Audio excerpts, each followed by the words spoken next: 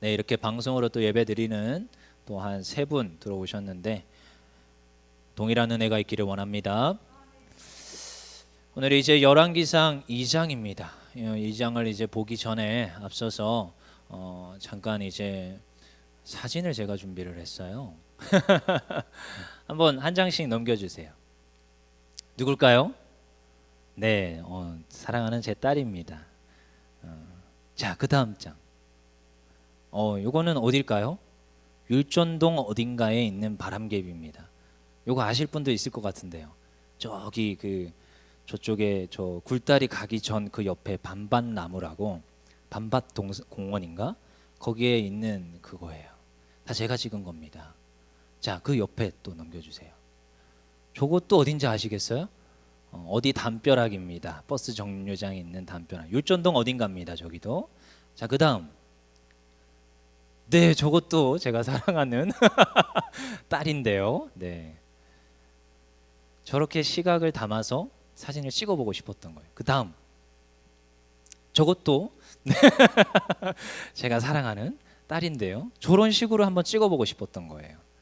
이제 설교에 앞서서 이제 하나의 사진을 한번 보여드렸는데, 여러분 분명히 어떤 아이를 찍었고 어떠한 그 사물을 찍었는데요, 어떠한 작가의 의도가 들어갔다라는 거예요. 사실은 저 지금 찍힌 저 피사체가 중요한 게 아니라, 여러분 저 사진을 볼 때 이쁘다, 잘 찍었네, 저렇게 찍었구나. 근데 여러분 어떤 생각을 합니까?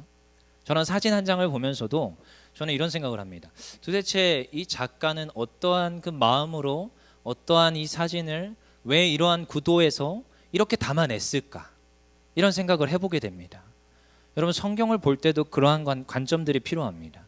관점이라고 하는 것이고, 우리가 성경을 바라볼 때에 어떠한 식으로 해석해야 되는지를 우리가 보게 되지요. 오늘 어쩌면 이제 열왕기상으로 넘어왔습니다. 이제 열왕기상하를 제가 준비를 할 건데요. 사무엘 상하를 봤잖아요. 근데 이제 열왕기상으로 왔는데도 여전히 누가 등장하느냐? 다윗이 등장을 하는 걸 볼 수 있어요. 우리 지난번에 쭉 봤습니다. 이 성경에서는 대표적인 인물들이 나오는데, 이 다윗이 굉장히 중요한 인물로 나오지요. 사실 이제 예수님 하면은 예수님도 떠오르지만, 저는 마태복음 1장 1절을 생각하면 다윗의 자손이라는 것도 생각이 납니다. 예수님만 생각나는 게 아니라 다윗까지 저는 생각이 나요. 그만큼 이 다윗은 성경에서 굉장히 중요한 인물로 등장합니다. 다윗 하면 무엇이 생각납니까? 골리앗을 물리친 다윗, 그리고 사울을 용서하였던 다윗, 법궤 앞에서 춤을 추었던 다윗, 아름다운 시편의 찬양을 너무나도 잘 써내려간 다윗. 굉장히 긍정적인 측면을 굉장히 기록을 잘 하고 있습니다. 어쩌면 다윗 하면 번뜩 이런 게부터 먼저 떠오르시는 분이 있을 거예요. 그렇지만 여러분 다윗 하면 다른 이야기도 등장해야 됩니다. 밧세바를 범하였던 다윗, 그리고 우리아를 죽게 하는 음란하고 간교한 그 다윗을 우리는 생각해야 됩니다. 한쪽 측면만 있는 것이 아니라 반드시 반대쪽 측면이 있다라는 것을 우리는 기억하게 됩니다. 특별히 이제 열왕기 상하를 우리가 볼 때는 그런 측면들을 잘 보셔야 됩니다. 왕들의 이야기인데 한쪽 측면만을 기록하는 것이 아니라 반대쪽 측면도 잘 기록하고 있습니다. 근데 이상하죠. 우리는 자꾸 훌륭한 허물이 없는 다윗만을 자꾸 생각합니다. 그럼에도 불구하고 그가 회개하였고 하나님 앞에서 마음에 합한 자라 칭함 받았다, 이것만 자꾸 기억합니다. 그건요, 저희가 먹고 싶은 것만 먹는 겁니다. 하나님의 말씀은 내 마음에 편하게 읽는 말씀이 아니라 분명하게 이 열왕기상, 어쩌면 성경 전체를 하나님께서 쓰신 목적이 있는데요, 그 저자를 생각하면서 우리가 읽어야 됩니다. 아까도 제가 잠깐 사진을 보여드렸지만 사진도 분명히 다들 의미가 있습니다. 의미가 있습니다. 어느 날 첫눈이 내렸어요. 보내기가 너무 싫은 거예요. 사진기를 들고 뻘뻘뻘 나가서 예쁜 율전동을 한번 찍어봤습니다. 의도가 담긴 사진들이에요. 그 뒤편에 사실은 눈들이 다 깔려 있었는데 그건 잘 안 보이셨죠. 피사체에 집중하느라. 네. 그리고 그 지금 너무나도 사랑스러운 딸을 사진을 찍었지만 그 집에서밖에 사진을 찍을 수 없는 그 지금 작가의 그 애틋한 심정이 느껴지십니까? 밖에서 더 아름답게 더 재미있게 찍을 수 있음에도 불구하고 집에서 이상한 피사체들을 중간에 끼고 동그란 거에서 이렇게도 찍어보고 저 아래에서 이상하게 찍어보고 그렇게밖에 찍을 수 없는 지금 시대적 상황과 그 작가의 의도를 조금 이해하시겠습니까? 밖에 못 나가니까 지금 뭐 하겠다? 집에서 찍겠다. 그런 의도들이 지금 담겨 있습니다. 여러분 그걸 읽으신 분들이 지금 이거 있습니까? 지금 본에 아까 잠깐 보여드렸는데 그걸 읽어야 됩니다. 우리가 작가의 의도. 분명히 다윗은 하나님으로부터 어떠한 목적에 의해서 불림받은 자입니다. 그가 분명히 도덕적으로 어떻게 보면 그가 도덕적으로 옳지 못합니다. 어쩌면 저보다 못한 사람이에요. 가늠했잖아요. 얼마나 못됐습니까? 근데 그가 다윗의 후손 메시아가 오게 되는 이러한 놀라운 그 일을 지금 감당하는 중간 다리를 다윗이 지금 하고 있다는 것을 여러분 아십니까? 하나님께서는 인물론에 치중하지 않습니다. 하나님께서는 미련한 자를 택하여서 지혜로운 자를 부끄럽게 하시는 하나님입니다. 이것을 우리가 기억해야 됩니다. 하나님의 부르심은 일관성이 있습니다. 그가 어떠한 인격적으로 뛰어나서가 아니라 양치기 다윗을 도구로 붙잡으셔서 구원사의 목적으로 몰아가시는 그 연출자이신 작가이신 그 하나님께 우리가 집중해야 됩니다. 성경은 그렇게 읽어야 바르게 읽을 수 있습니다. 우리가 지난번에도 봤지만 창조 언약이 있다고 했습니다. 자신의 형상대로 창조하신 그 피조물인 그 아담이 만물을 돌보고 다스리는 권세를 주셨습니다. 그 다음에 노아의 언약이 있었습니다. 그가 비록 범죄를 하였지만 하나님께서 변함없이 은혜를 주시고 무지개 언약을 세우시며 내가 너희들은 다시는 물로 벌하지 아니하리라 노아의 언약도 하셨습니다. 그 다음에 아브라함의 언약이 있습니다. 내가 너에게 복을 주고 너의 자손으로 복을 이루게 하리라. 그리고 모세의 언약도 주셨습니까? 그에게 또한 율법을 주고 그 백성들로 하여금 율법대로 따라갈 수 있도록 은혜를 베풀어 주셨습니다. 그리고 오늘 우리가 기억하는 다윗의 언약, 하나님께서 위에 모든 언약의 기초 위에 이제 다윗의 자신의 왕권을 위임하고 다윗을 통해 그의 구원을 이루어 가시겠다는 약속을 하십니다. 그래서 우리가 지난번에 봤지요. 사무엘하 7장을 우리가 쭉 봤었습니다. 기억나십니까? 너무 오래돼가지고 아무튼 그러함에도 불구하고 하나님께서는 이 다윗의 후손을 통하여서 일하시겠다. 무엇이요? 그의 후손 가운데 영원한 나라, 그래서 왕조를 이루시겠다는 약속을 했습니다. 그러면서 기억나시는 거 있습니까? 우리는 성경에 속고 있습니다. 분명히 왕조는 멸망하는데 도대체 왕조가 무슨 영원히 지속됩니까? 라는 이야기를 했었습니다. 그렇지만 그 왕조는 어떻게 보면 그의 대를 이어서 핏줄로 쭉 내려와서 결국 영원한 왕조를 이룬다고 했습니다. 그것을 우리가 보았지요. 그것은 이 다윗에게 하신 언약이었고 그 다윗의 언약을 성취하시는 분은 하나님이라고 했습니다. 그래서 그때도 우리가 다윗에게 집중하는 것이 아니라 하나님께서 언약을 이루어 가시는 거기 때문에 하나님께 집중하자라고 했습니다. 그래서 언약은 한쪽에서 파기가 되는 거예요. 원래가 그렇죠? 약속이라는 개념은 그렇습니다. 그렇지만 하나님의 언약은 그렇지가 않습니다. 그래서 약속이라는 표현이 아니라 언약이라는 표현을 씁니다. 어느 한쪽에서 그걸 깨트려도 그게 깨지지가 않습니다. 이루어 가시는 거예요. 그 왕권을 끝까지 이루어 가시는 분, 그게 누구예요? 하나님. 그래서 사무엘하 7장 16절에 내 집과 내 나라가 내 앞에서 영원히 보존되고 내 위가 영원히 견고하리라. 이것은 다윗에게 주신 말씀이기도 하지만 우리에게 주신 말씀이기도 합니다. 그래서 이 다윗의 언약은요 얼마나 놀라운지 모릅니다. 그리고 그것을 우리가 두 눈 뜨고 목격하고 있는 겁니다. 언제요? 이제 내일 모레 성탄의 기쁨. 그의 그 왕조가 영원하고 그의 왕조가 이 땅에 온댔는데 그것이 언제입니까? 성탄절입니다. 그래서 이것은 다시 한 번 더 강조를 하고 강조를 해도 부족함이 없습니다. 그래서 예수님이 오시면 얼마나 기쁜지 몰라요. 그 말씀의 성취 얼마나 기다렸는지 모릅니다. 이스라엘 백성들은. 그렇지만 그들은 기다리고 기다렸지만 끝끝내 보지 못하고 죽었습니다. 그렇지만 저희들은 태어나 보니까 오셨다네요. 그리고 그걸 믿습니다. 얼마나 복입니까 여러분. 그리고 그것을 어디에다가 물려줘야 됩니까? 이 가르침들을, 이 밝히 드러난 복음을 누구에게 알려주어야 됩니까? 그리고 이제 다윗의 이야기는 이제 다윗의 때로 끝나는 것이 아니라 이제 열왕기상에서 보면 이제 솔로몬에게 이어지는 걸 보게 됩니다. 그래서 오늘 우리가 말씀을 읽었어요. 열왕기상 이렇게 2장 말씀을 읽었는데요. 우리 어쩌면 열왕기상 1장부터 11장까지는 솔로몬의 통치를 잘 기록하고 있습니다. 그리고 열왕기상 12장부터 열왕기하 이제 17장까지는 분열 왕국 시대를 기록하고 있습니다. 이 분열 왕국 시대에 대해서는 너무나도 요 이제 2020년 동안 담임 목사님과 수요 예배를 통하여서 잘 보았습니다. 다 기억나시지요? 어떻고 네. 집에 가서 한번 펼쳐보세요. 프린트가 있다라는 건 여러분 정말 그게 얼마나 은혜인지 몰라요.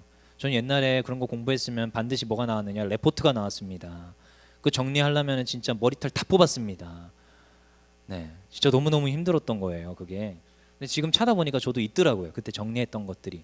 그때는 그 컴퓨터로 긁어올까봐 어떻게 하라고 하시냐면은 그 다 이렇게 그 연대기 표로 해서 손으로 직접 그려오라고 해요. 그래서 전지에다가 그려와라 뭐 이렇게 했었거든요. 근데 그걸 사진 찍어놓은 것도 막 있고 그래요. 근데 아무튼 그런 것들이 있지만요. 여러분 분열 왕국 시대 여러분 솔직히 어떻고 했지만 다시 훑어봐야 되는 거예요. 왜냐? 기억력이라는 게 아무튼 분열 왕국 시대가 있습니다. 그리고 열왕기하 18장에서 25장까지는 남유다 왕들의 그런 통치들을 이제 기록하고 있습니다.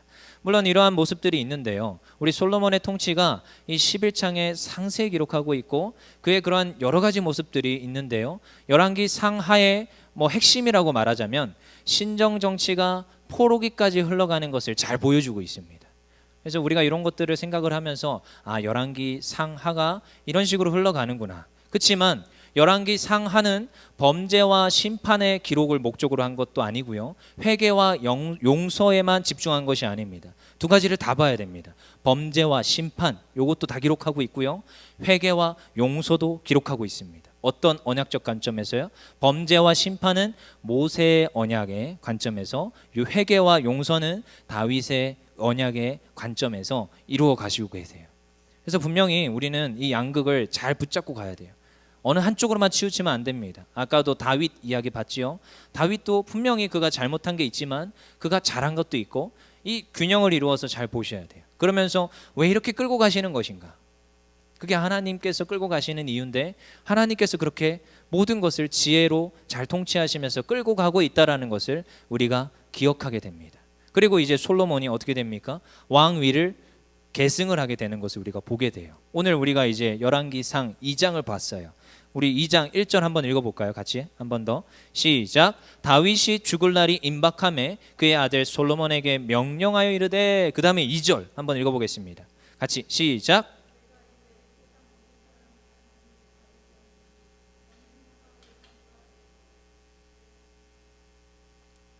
네, 하나님 여호와의 명령을 지켜 그 길로 행하여 그 법률과 계명과 율례와 증거를 모세의 율법에 기록된 대로 지키라. 그리하면 내가 무엇을 하든지 어디로 가든지 형통할지라 라고 얘기하고 있습니다. 솔로몬은 참 영광을 누린 왕입니다. 그는 어떻게 보면 지혜의 왕이라고 칭송하잖아요. 근데 여러분 그거에만 자꾸 집중하면 안 됩니다. 그가 드렸던 일천재물 이것만 자꾸 우리가 기억을 하는데 그렇지 않습니다. 열왕기상 하 이렇게 보시면은 굉장히 솔로몬의 치부에 대해서 많이 기록하고 있습니다. 왜 그렇게 기록하고 있느냐? 근데 인물론에 집중하지 말라는 거예요. 그러함에도 불구하고 그 언약을 이루어 가시는 분은 누구냐? 그걸 자꾸 기억하셔야 됩니다. 그래서 무엇하라? 너희가 기억하라. 무엇을요? 오늘 이 2절에서 3절 말씀이에요.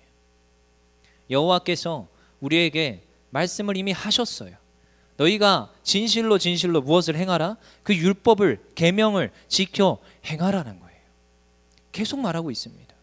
누군가는 그럽니다. 예수님 믿으면 구원 받습니다. 맞습니다. 근데요, 믿음 있는 자는 행함이 있습니다. 여러분 그래서 종교개혁 때 야고보서가 탈락될 뻔했습니다. 왜 그런지 아십니까? 루터가 무엇을 얘기했느냐? 이신칭의를 말했습니다. 믿음으로만 구원 받는다. 그래서 루터는 무엇했느냐? 야고보서는 빼야 된다. 이렇게 하셨어요. 왜요? 야고보서에서 자꾸 그 말씀이 나옵니다. 행함이 없는 믿음은 믿음이 아니다. 죽은 믿음이다라는 거예요. 이게 도대체 무슨 말입니까? 거기에서 탁 걸리는 거예요. 야, 이거 안 되겠다. 빼자. 자꾸 그렇게 되는 거예요. 실제적으로 그랬습니다. 근데요, 여러분 그 야고보서에는 전제 조건이 있습니다. 믿음으로 구원 받는다가 전제 조건이에요.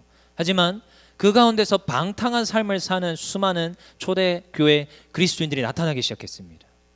난 구원 받았으니까 지금으로 따지면 안나가 성도, 가나안 성도, 이런 인간들이 나타나기 시작했습니다. 그러면서 나도 그리스도인이야 말하기 시작한 거죠. 물론 지금 뭐 온라인 예배냐 오프라인 예배냐 이게 말하는 게 아닙니다. 요즘은 뭐냐, 온라인으로 드려야 된대요. 온라인. 여러분 들어봤습니까? 이 신종어입니다. 오프라인과 온라인을 자꾸 구분하니까 온라인, 올, ALL, 모든 것으로 예배 드려야 된다. 어떠함에도 어디에 있든 우리의 삶으로 장소를 분간하지 아니하고 어디에서 예배를 드려도 하나님께서 받으신다. 이러한 또한 신학적 정립들을 해나가고 있습니다. 시대가 바뀌고 있고 어마어마한 변화가 지금 이루어지고 있는데 여러분들은 그 핵심에 지금 서 계십니다. 그렇지만 그럼에도 불구하고 너희가 무엇해라? 율법과 그 계명과 그 법률을 지켜 행하라. 여러분 이게 쉬운 줄 아시지요? 열왕기상을 잘 보십시오. 전제 조건입니다. 언약을 지켜 행하라는데, 그 말씀을 지켜 행하라는데, 그리하면 무엇하리라? 3절 끝에 뭐라고 있습니까? 같이 읽겠습니다. 내가 무엇을 하든지, 시작. 내가 무엇을 하든지 어디로 가든지 형통할지라. 근데 전제 조건이 있습니다. 그 전제 조건, 이게 얼마나 힘든지 아십니까? 내가 믿음이 있습니다. 행함이 나오게 되어 있습니다. 근데요 너무 힘듭니다. 그래서요 계속 이걸 강조하는 거예요. 그래서요 계속 우리가 모여서 어떻게든 간에 해보자 자꾸 하는 겁니다. 왜요? 혼자 있으면요, 여러분 그거 아시지요? 전쟁에서도요 게릴라 작전이 있는데요, 게릴라들이 뭐 하느냐, 그 무리에서 떨어져 나온 사람을 공격합니다.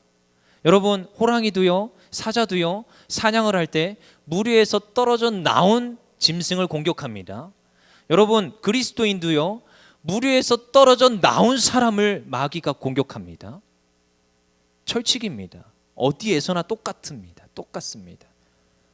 그래서 한 겹줄이 아니라 세 겹줄, 그래서 혼자가 아니라 공동체, 그래서 우리가 혼자 감당하는 게 아니라 셀 안에서 기도 제목을 나누고 같이 감당하라고 하는 겁니다. 근데 이제 분리 이걸 자꾸 조장해서 떨어져 나가잖아요. 공격당합니다. 너희가 율례대로, 너희가 말씀대로, 계명대로 지켜 행하는 게요 쉽지가 않습니다. 이제 그때 딱 되면요 말씀은 이제 펼치는 건 까먹어요. 이제 어디 가고 없습니다. 여러분 솔로몬이요 지혜의 왕이었습니다. 첫 번째는 그랬습니다. 그렇지만요 나중에 그가 이 결혼 제도라는 것들을 도입하면서 더욱더 이 지금 나라를 공고하게 합니다. 1,000마리의 번제를 드리고 뭐 1,000번을 드렸다, 1,000마리를 드렸다, 신학적으로 여전히 논쟁이 있지만 그렇게 했음에도 불구하고 지혜를 받았고 정말 탁월하게 감당했습니다. 하지만 그가 그 말년에 어떻게 됩니까? 성전도 건축하고 너무나도 잘했지만 그 결혼 제도를 통하여서 수많은 우상들이 그 나라에 들어왔습니다. 여러분 저도요 아내 이기기 힘듭니다. 아내가 한 명인데도 힘들어요. 아내가 한 명인데도요. 근데 수백 명이래요. 1,000명이 도대체 어떻게 이길 겁니까? 되겠습니까? 여러분 남자가 여자 이기는 게 된다고 생각하세요? 전 잘 모르겠어요. 아직도요.